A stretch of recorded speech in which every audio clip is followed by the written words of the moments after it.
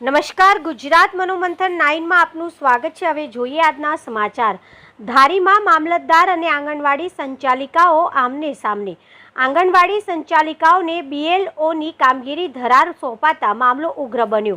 આંગણવાડી સંચાલિકાઓની મીટિંગમાં અધિકારીઓ દ્વારા ખખડાવવામાં આવતા 3 સંચાલિકાઓની તબિયત લથડી।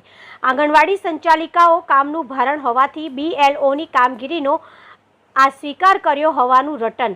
धारी मामलतदार पर संचालिका द्वारा गंभीर आक्षेपो करवामां आव्या। BLOनी कामगीरी नहीं स्वीकाराय तो वॉरंट इश्यू करवामां आवशेना आक्षेपो।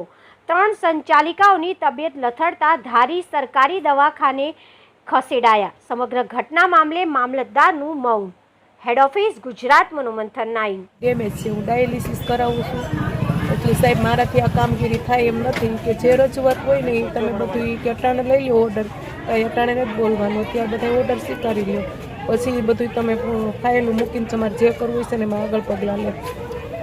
કોણે એવું કીધું હતું? સાહેબ એવું કીધું। ક્યાં સાહેબ હતા? મામલતદાર સાહેબ। તમારી માંગ શું છે હવે? સાહેબ મારાથી કામ થાય એમ જ નથી એટલે હું કરી શકું જ નથી। મને કિડનીની પ્રોબ્લેમ છે, અત્યારે તકલીફ પણ। એવું પણ કહેવામાં આવ્યું છે કે તમે આ કામ નહીં કરો તો તમને સસ્પેન્ડ કરવામાં આવશે, તો અમે આગળ પગલાં લેવું એવું અમને કીધું। બરાબર કે તમે આ સ્વીકારશો નહીં તો આગળ પગલાં લેવું। તો અમે બીમાર હોય તો કેવી રીતના સ્વીકાર કરો? એટલું કામ તો કરીએ છીએ અમે, આનાથી વધારે ઉપરથી અમને એટલું પ્રેશર આપે તો